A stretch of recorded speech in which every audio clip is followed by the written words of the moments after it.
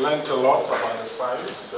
You've revised a lot about the science from Beth's talk to Lauren, and so we're going to try to make connection from the science to economics.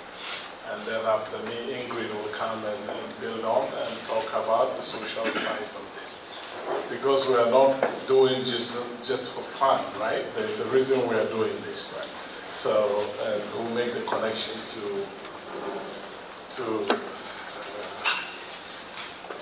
so yeah, how many of you have a degree in economics? 1, 2, 2 is going, 2. Oh my gosh, okay. So, all right, so 2 out of 65 also. How many of you have taken a course in economics? Okay, yeah, this is, all right, that's good. All right, so, and the rest of you, this will be your first economics class. That's scary, actually. But we're going to have fun anyway, so this is our title. This is the title, and just look at the picture. This guy sitting there. When I saw this picture at first, I was really touched by that. You see, there was snow around, and this is the remaining thing it can hang on, right? So think about that. As this melts, what will happen to this creature, right? So that's the kind of thing we're talking about. This can have big impacts. And I thought I should start there.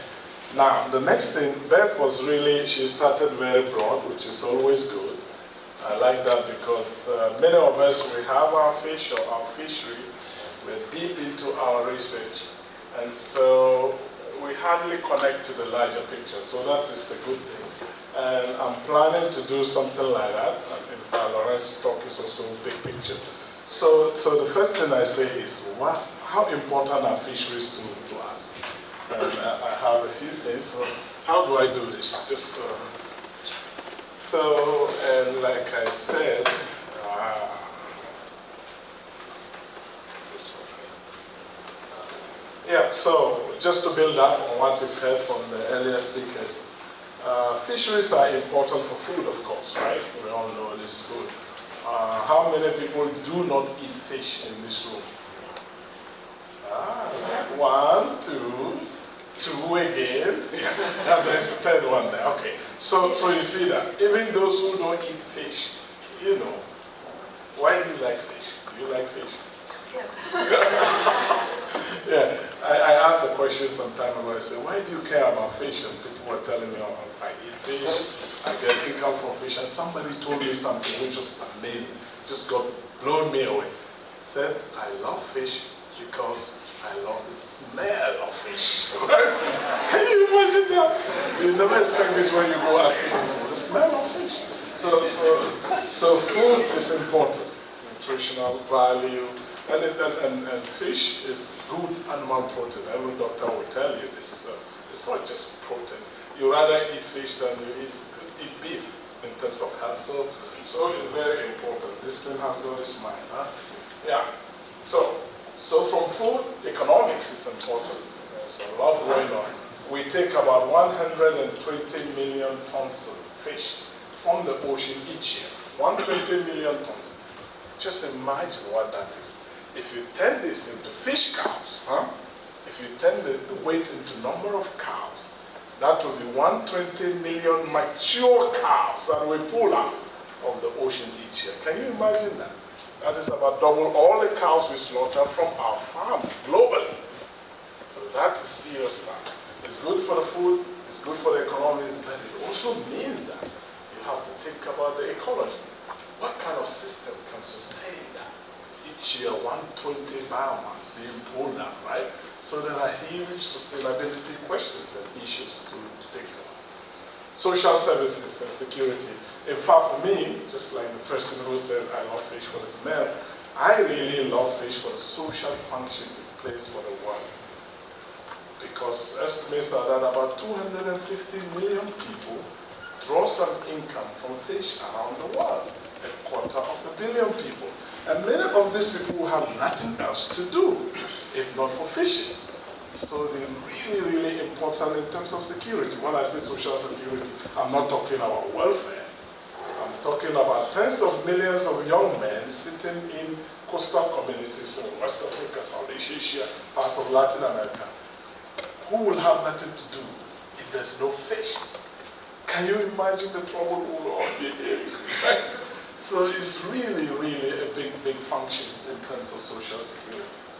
Recreational value, of course. I mean, or Australia, you said how many? 1 in 5 or something?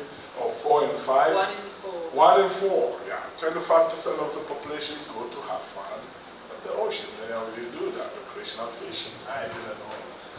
Lots of values. Cultural and spiritual values. I had a student who actually did a whole PhD on the spiritual value of the ocean marine system in British Columbia. This is not in a village in Africa or Asia, in British Columbia, right?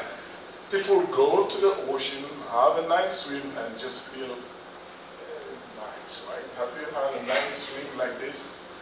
You feel good, right? Don't ask me to swim now, okay? But it can be really very good for you, right? And then there are the ecosystem services and functions. And these are the reasons. It's not complete, actually. These are the reasons. Carbon function, for example. Fish taking down CO2 down deep inside is something which is showing. So there are lots of reasons why we should do what we're doing now. They're good for us. Now, back to climate change. This is kind of a summary of what we heard from Beth and Lauren.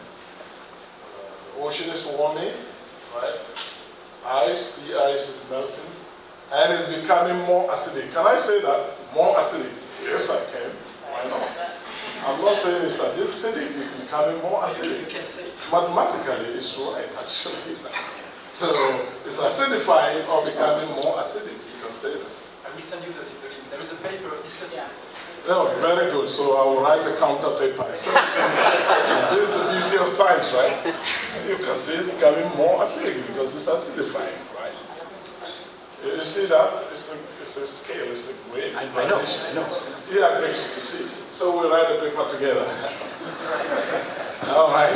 So and then the oxygen piece that Lauren talked about.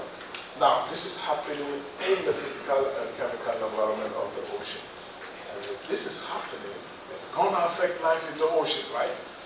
It's just automatic, right? If you're getting all these things, animals are animals. We have our comfortable temperature zone. Just think about it. If this room wasn't air conditioned, man, think about it. The fish don't have air conditions, right? When it's too warm, they either move or they perish, right? So you have all this physical stuff taking place. Where is that thing? Here, and they affect the fish individually, population, communities, the whole ecosystem, and that then feeds into all sorts of things, right? So from biophysics, you have the biology, the ecology also being affected. Nobody is going to argue about this, right? Is there anyone who thinks this is zero? So that's good. So we're on the same page. All right? Now, so in summary, all these physical and chemical changes are going to affect productivity. In fact, we are seeing that they're doing that in some cases. Fishes spend so much energy trying to get the oxygen they need, they don't get to grow, right? You use your energy to grow or you use it to survive, right? And so there are impacts on productivity. And the distribution of fish are moving if they can, so that is happening. If you are an economist and you get this information from the scientists, you say, my God, the economy is going to be affected, right? If these things are going to happen, and we drive so many services from the ocean, that is going to be affected. And that is the next thing. So, your catches will be impacted. Some may be lucky, they get more catch. The Icelandic can't wait for the ocean to warm more because they believe all the fish will come. And I tell them, watch out what you're looking for. They may just come and within a second they are gone because warming doesn't stop when the fish come to Iceland, right? But some may get some benefit. Food security impacts, less fish, less food. Catches, culture landed value. Now we are talking economics. So the landed value is actually the gross revenue from the fishery. That is how much the fishers get when they sell their fish off the boat. That's what we call landed value. So that's your total revenue. That's the money you get. And of course, to get that money, you've got to spend some input, some effort, some resources, right? That's the cost of fishing. So this is economics. And I tell you, that is all of economics, right? Count your benefits, your revenues, count your costs, and the net is what? Is your revenue minus cost is what? Your profit, right? Your profit, or your net benefit. You can make it more nice, you know. Profit seems to be like a dirty word, but if you say net benefit, everybody loves it, right? It's the same thing, but it's... So that's economics. So it will affect your profit. And income sufficiency. Those 250 million people I'm talking about. And then you have the distribution. Hashim, talking to the microphone, please. Talking to the microphone, please. Do that? Yeah. I get so animated and then I lose everything. So anyway, so you have this movement is really a big one in terms of management, and I will talk a bit about that. So there will be physics changing, chemistry changing, biology affected, economics affected, social stuff affected. So it's almost, theoretically you can't argue about that. You can talk about the details, how much or who gains or loses, but there will be effects, and we're beginning to see them actually. So the kind of stuff we do, I mean, William in our team, William does the ecological side, and I and our economics group will do the economics side. So what I'll do is I'll show you a few results now, really recent results. I don't think you have heard about them yet, so this is new news, okay? And usually what we do is we run scenarios and we build the economics on top of the ecology to be able to say something. And you already heard a lot about the pathways 8.5 and 2.6. So we just take the two extremes to see what happens, right? Once you know the extremes, you can guess what is happening in the middle, huh? Yeah. So this is about science. Always check the end points. If you grab that, then you have the story, right? Yeah. So, okay. So when you're building the model, and I think you will do this as part of your practice. And many of you already are modelists, so you know this. So essentially, we just look at the ocean. You have a global model, if you are doing global level work, or a regional one, or a local fishery. It can be at any scale. You choose your scale. And then you have, based on those scenarios, you make some projections of what happens to the fish in the fisheries model. You feed all the physical and chemical things that are happening and how they affect the habitat preferences, growth and reproduction and all that. And then you can use that to make predictions about the catch, right? So this is a model. All of you actually do this. Every modeler in this field ends up doing some kind of this thing here. So this is quite a powerful, simple illustration of all the modeling we do, really. At least on the ecology side and the climate side. Now, why do you do that? Then you get somebody like Rashid telling you, this change in catch, you know, that's the one I showed you, right? That thing will have consequences. There's a lot going on before you can get the fish, right? You have to go catch them. So there is a cost side, and then there is what you get from it, and that then can feed into telling you something about the economic consequences of climate change, you know. So that is a simple illustration of a model. So we did this, and together the lead author is Vicky Lam. Some of you would have seen her name in the literature. My former student, she's a postdoc now. She's doing amazing stuff, and I'm going to spill some secret here. Vicky Lam, right? William Chang. Any connections? You wouldn't know, but actually Vicky is William's wife and vice versa. So, but they don't share the same last name, so it's nice, huh? So you have Lam and Chang, and you see their papers, good stuff. So this is work I believe we'll get it through scientific reports. We're in the second round of And if I don't get it, you come after me, okay? If you don't see it in the literature, I'm promising something I don't really have any influence over. But it looks good. So essentially, this is a kind of a summary of the effects of catches that we see when we run our model under the two scenarios. So mean percentage change in maximum catch potential, catch revenue potential. So we're talking about the MSY and MEY, if you like. MSY, you all know that, right? Maximum sustainable yield, the largest amount of fish you can take year in, year out from your given fish stock based on nature, okay? And maximum economic yield is the maximum dollars you can make, the net we talked about. The revenue, your cost, and that is the largest you can make. You know, I always do this revenue and cost, but actually real life is not always like that, isn't it? Sometimes you have cost and revenue, then you're in trouble, huh? Negative profit is possible. So this is a summary of our catch from the modeling we did. This is global. And you can see this thing keeps coming again and again. You see this part of the world. Whenever I look at, we do this analysis or I read other papers, this is what really bothers me the most. That the middle part of the world, the tropics, is the one to face the music from climate change. Meanwhile, CO2 is mostly pumped out in the north, right? We can move China to the north very soon, and that will do it, right? Yeah. Okay, guys, let's go. Yeah, please ask questions. Let's get a dialogue going. Yeah. Go ahead. What's up with all the terrestrial colors? It's an ocean one, right? Yes. So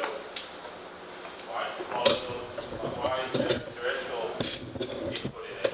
Oh, there is no terrestrial input. We just picked, your EEZ. So it's the color of what happens in your ocean. Your EEZ is your exclusive economic zone, right? Oh, sorry, okay. So that's it, but that's a good point because you can But if think. you consider Russia, it's different color. Excuse me, just a minute. We are being filmed, so please use the microphone. Otherwise, your voice will not appear in the filming. Somebody had a question about Russia. Now, when you said that the colors correspond to the EEZ, if you look at Russia, the color of the EEZ is very different to what is colored in the terrestrial world. Yeah, in some parts of Russia, right? Or the whole thing. This is what you get when you put up a map, sorry. So what are you saying? The color is different for the whole of Russia? Yeah. Yeah. Not that there are different colors for Russia. So here, what I said works for West Africa. Is that okay? And you are saying it doesn't work here because the color what? It's a combination. Yeah. It's a combination, yeah. I think the color on the land represents the landed value, and the color on the east represents the catch potential. Okay, so this guy is in our team, right? So this is the change in, there are two things here, change in maximum catch potential and change in revenue potential. And Mohammed, who plays around with these models a lot, you are saying that the land part is what? Is the catch potential. Okay, and then the other way. The other way, yes. The land part is the revenue, while the EZ is the cash. Is the cash. Is the cash. Okay. So you see, this is why I got him to come here, huh? To bail me out. That's good. Does that answer your question? Yeah, very good. Please do ask because then you get more and I get more too. All right. So that's the catch and the catch and the revenue potentials. So here, just to give you a little bit how the model works, you know, we assume constant real prices. What does that mean? Constant real price. Somebody, the real price. Economists. You want to, yeah, please go ahead. Yeah. I like it. Constant price or real price, that means that the inflation is not considered.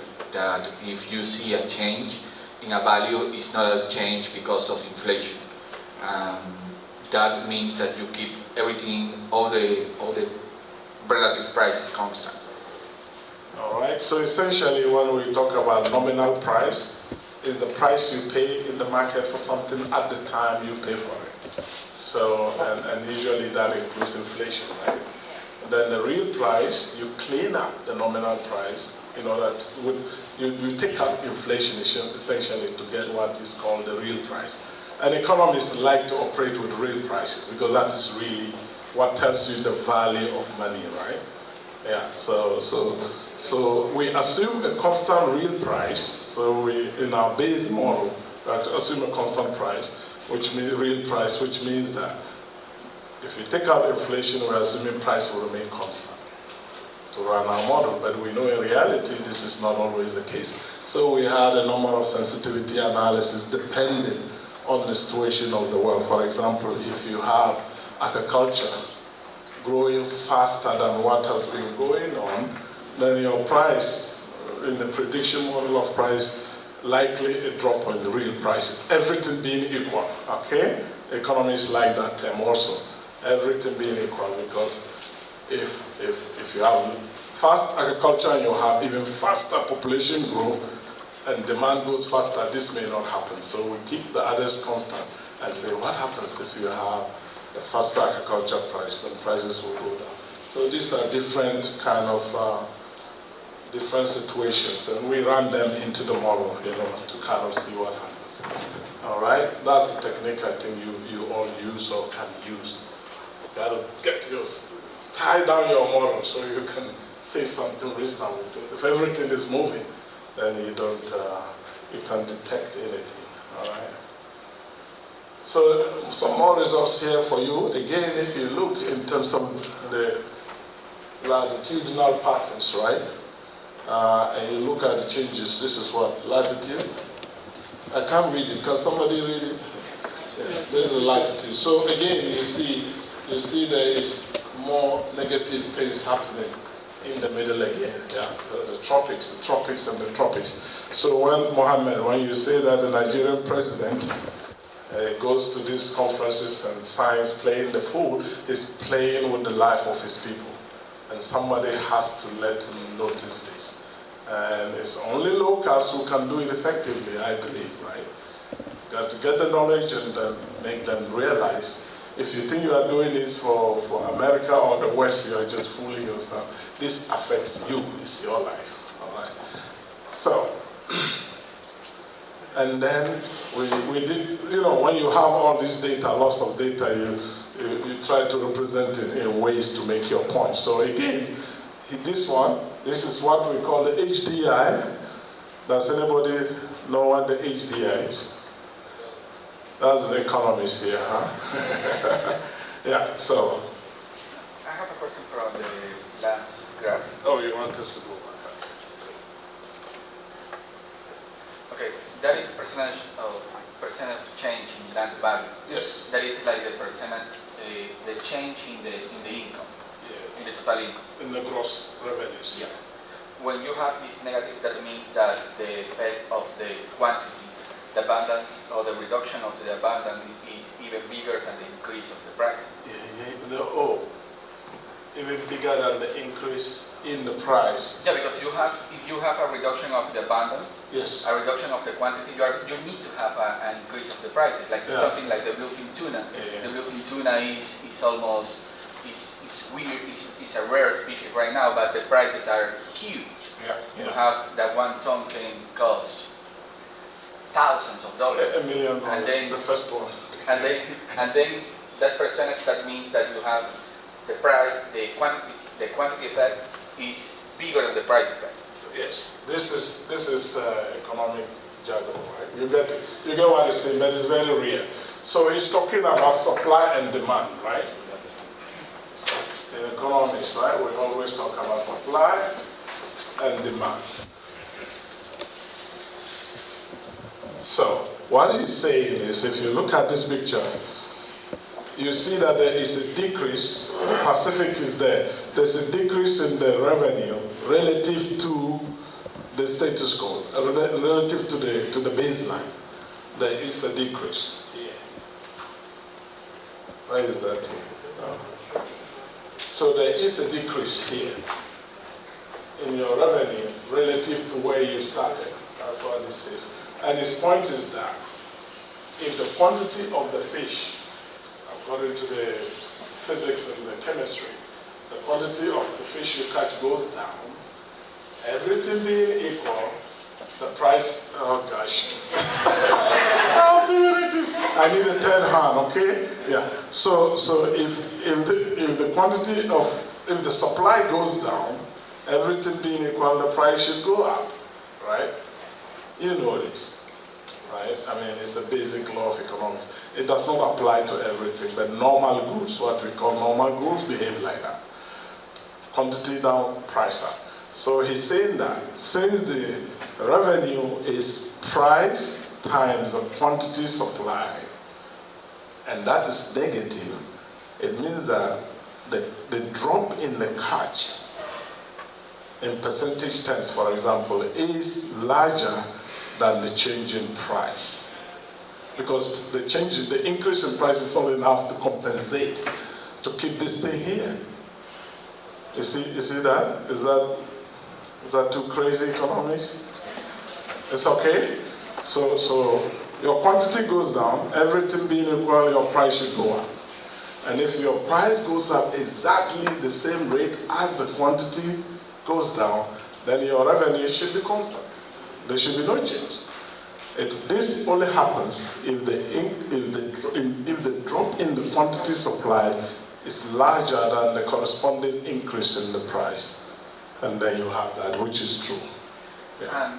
And now the question. Yes. And the peak of the Arctic also, that would be because they're capitalizing the increase of the prices, yes. Or is because they have more a great abundance because now it's water but it was ice. Yeah, this is all because the fish are moving to the poles because it's still cooler enough, right? So you move. So it's mainly a quantity effect here. Okay. Now, that's why I said Iceland can't wait for the ocean to be warm because they see this. Okay. Forgetting that they will be the next Brazil, right? In the next X years, who knows? Yeah. All right. Yes, please. This is good. You know, whenever you talk economics and dollars, you get people awake, right? You see that? I was wondering about the same. Why don't you have an increase above 80 degrees north? Because, I mean, sea ice is decreasing by 2030, sea ice is gone, and then we have ice-free summers, and there's potential fisheries there. Yeah. You can answer. I can talk about biophysics now. Yes. So when you look at these climate models, in fact for the Arctic, what they project is, for most of them, decreasing productivity, phytoplankton productivity. Because even if you reduce sea ice, so you have more light, would intuitively say that you have more productivity, but the Arctic becomes very, very stratified. And you may reach some oligotrophic threshold, so not enough nutrients, not enough phytoplankton productivity. So even in the Arctic, the response is not so clear. So again, this tropics, mid-latitude, high-latitude dipole. So you have the temperature explaining part of it, like fish are moving towards the pole. But then the other big explanation, and it's also in your simulations, the phytoplankton productivity shows this dipole, like less productivity in the tropics and more productivity at high latitudes, not in the Arctic where it's a bit more complicated. So I've missed those slides. It's on my presentation for those. And we haven't even talked about acidification. You know, the way I have characterized this is, here is a situation where the tropics are getting too hot for the fish. So the fish run away from the frying pan and they end up in the acidic fire, you know. So that also, you see, and with time we're going to see more, because the Arctic is acidifying faster than most parts of the world, according to the science. Because of all that is happening, the ice is melting, freshening of water, it's crazy. So yeah, we haven't even captured all of those kinds of effects. Yeah. All right? In this model. Okay. All right. This is good. this here and see what is coming next. All right, this I was trying to explain. Again, it's just to make the point that, so the HDI is the Human Development Index. This is an index which was developed by the United Nations, essentially to counter the broad use of gross domestic product as a yardstick of development. The UN is saying that development is not only about growth, it's not about, there are other factors. I think they have 4 key components to this indicator. For example, how many kids die before their first year when they are born in a country. That goes into that. What is the level of education? That goes into that. Income, gross domestic product goes into that. So they just have a broader view of what development really means, right? And we like using that because I agree with them that that is broader than just the money you make. And so that's what we have here. And when you look, when you are this side, that means your Human Development Index is quite low and it's high over there. And up here, you have the percentage change in fisheries revenues due to climate change. So it's just another way of presenting the results I showed you. And this is a box you don't want to be, right? You're already low development level, and you also get a big knock from climate change. And when you look here, small developing island states are in there, many developing countries are in there. And you see the Greenland and Iceland and other countries. And that's another way of presenting the data to make the point. And I think, Ingrid, you build on this, how this affects poverty and other indicators. All right? So this is the second quick story I want to tell you. And we're talking about solutions because all this is how can we mitigate this. So this project came to me, I got a phone call from a local bank, a credit union in Vancouver. They are called Van City. So they called me and said, Rashid, we read all you guys, your models, they are global. Is there any way we can do a study that actually shows people in British Columbia? That's how we call the province of British Columbia. It's like a state, right? In Canada, you have 19 states, if I remember. Yeah. We have, no, not 19, I'm calling something else. About 10, he's smiling, right?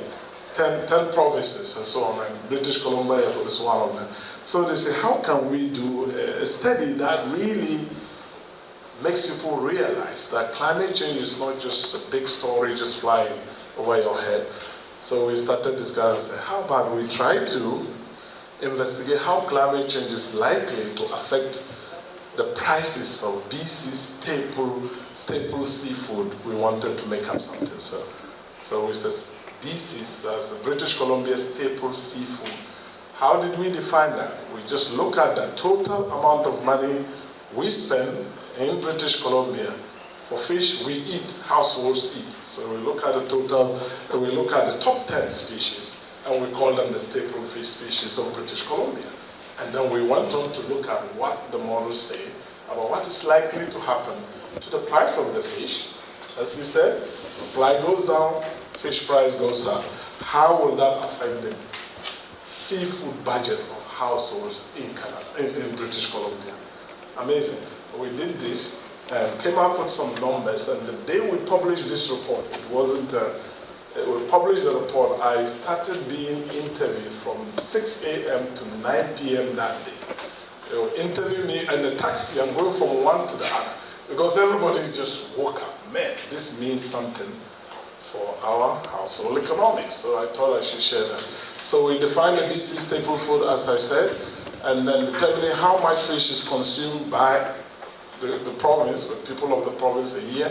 And then we try to identify the sources. I'm summarizing here. The report is available if you want more details.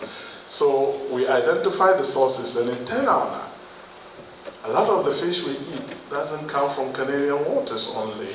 Not Canadian waters, not British Columbian waters, but a lot comes from the US, from China, from Taiwan, and some South American countries.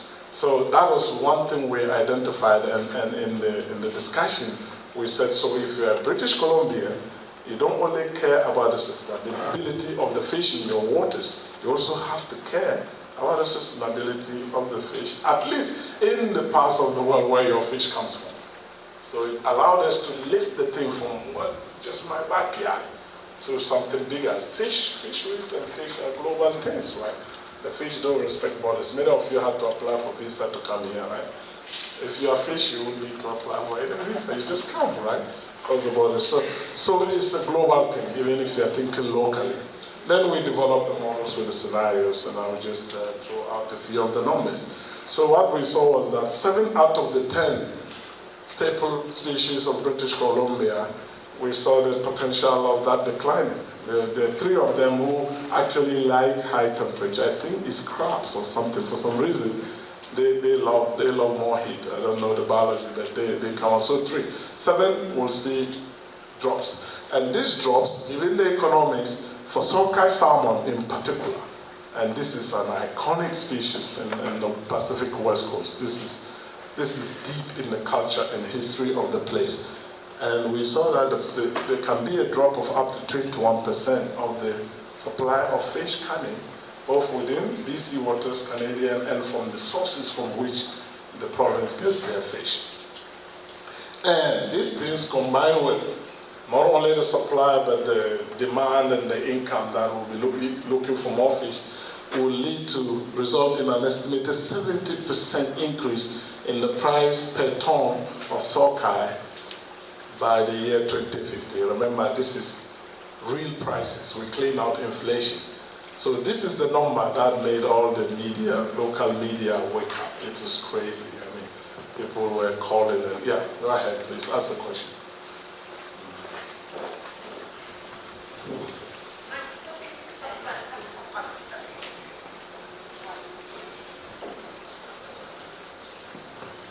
How did the First Nation communities react to those news? Oh my God. Yeah, they didn't like it at all. I mean, and because sockeye is so important, right, to the culture and everything. And just like I showed, the tropical countries not pumping out a lot of CO2 compared to the developed world. In Canada too, in countries you also have that. The cities pump out more than the rural areas. So non-Aboriginal Canadians pump out more on average than Aboriginal ones.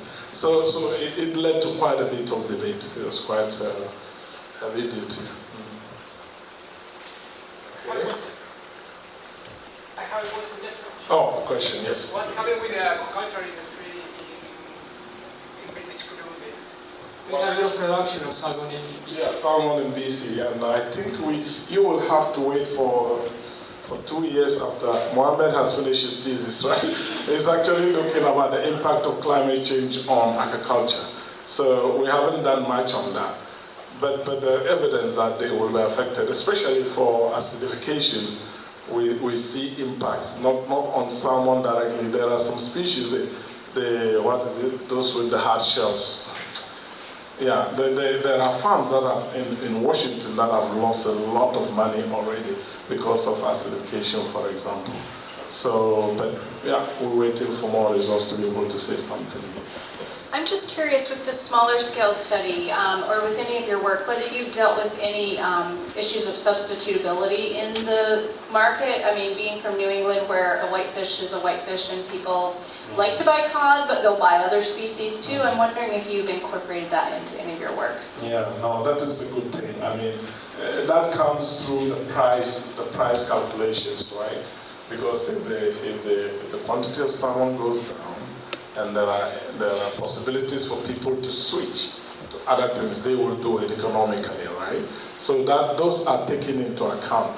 But then the First Nations question is really a big one here, for salmon in particular, because it's so deeply entrenched in the culture and history.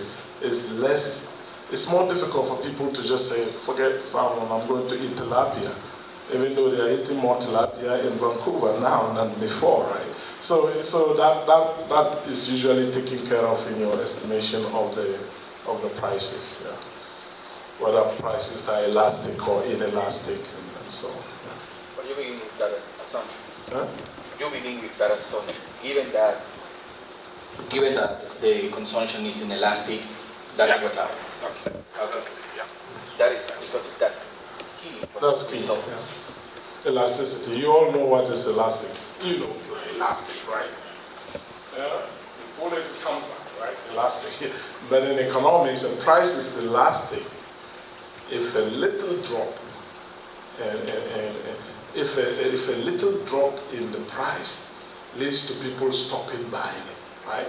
So you are very elastic. So if there's something that there are many substitutes, so people don't really care about, and the price goes up by $1, your demand may just vanish.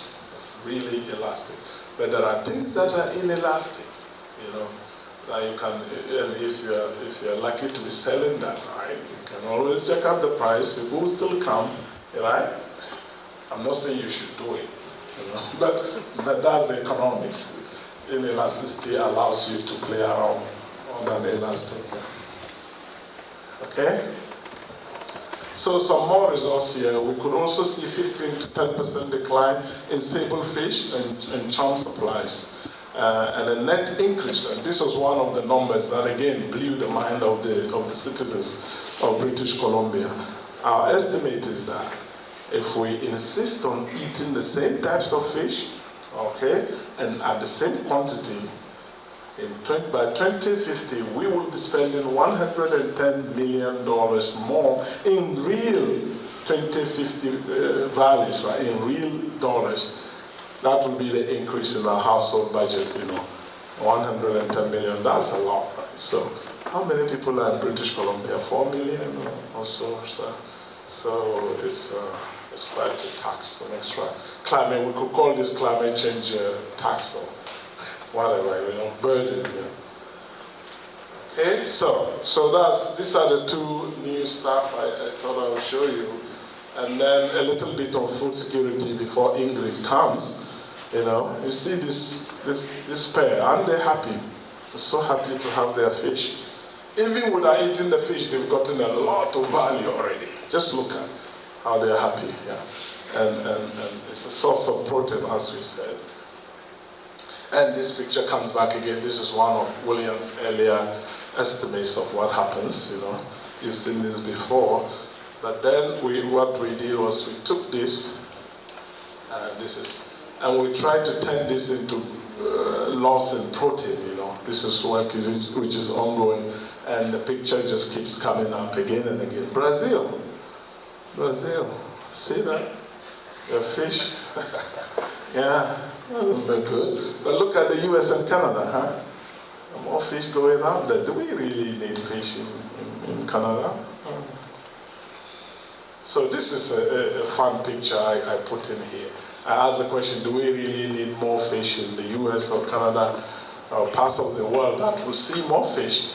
This is the Washington Post. Here they have women body mass index, right? And there they have men body mass index. And they just put the average of countries in here. So if you see a red dot, that is Africa, right? And you see what? You see this one, that's North America, right? Is it? So each color is some continent, and that tells you where the relationship between these two are. And the ideal place to be is on this line, okay? And if you look at the red, they're all sitting here with big bellies like this.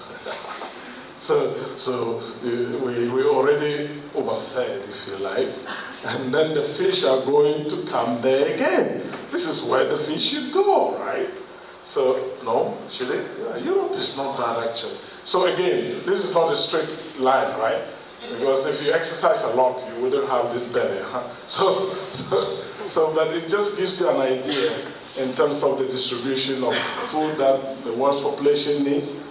Where the fish are going is where the needs are not big, and where they are living is where the needs are big. And this is not just a problem for developing countries, it's a global problem because we are connected. All right, so the last few slides, I know time is a factor.